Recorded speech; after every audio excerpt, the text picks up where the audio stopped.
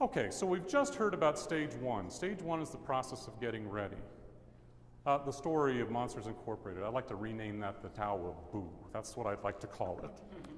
Pixar won't let me change the name of the movie, but that's what I'd like to call it. We're now going to move into stage two. Stage two is the incubation stage.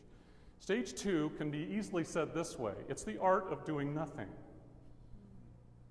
It's letting it sit. In an agricultural sense, when we put seeds in the ground, we don't know exactly what happens when a seed germinates.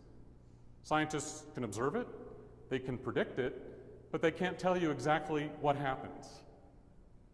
All we need to know is the circumstances need to be right for the seed to germinate. The right level of sunlight, water, food, the right soil, and so on, in order for that to be the case. Now, there have been times in my life where I was at a crisis. I wanted to move from one stage to another. There was one several years ago. I still remember exactly where I was. I was sitting at Goodson Recreation Center in Centennial, Colorado. My younger daughter Grace was swimming with one of her friends, and I was reading a book.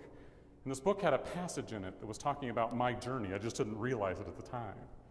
What it was telling me was, in the ancient indigenous cultures in Africa, when someone is in the middle of something, they don't know where they are, they don't know where they're going, they don't know where they are, don't know where they're going or coming from, it feels like you're in the middle of the gray clouds. I thought to myself, that's exactly how I feel. I can't see where I am, I don't know where I've come from, and I certainly don't know where I'm going. Now that's exactly what's rewarded in our culture, right? The ability to not to know where you're going, to be indecisive. That's rewarded. It isn't. Instead, what we do in our culture is we beat the snot out of ourselves about that. We berate ourselves about that. Our inability to make a decision and move forward. Well, I continued to read. I said, that felt exactly like me. I kept reading. The next part of the passage was this.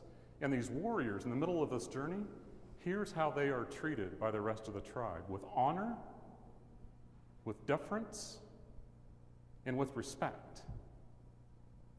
I thought to myself, that's not how I'm treating myself. That's not how I'm treating people around me. And at that moment, I understood what the incubate stage meant. Let it be.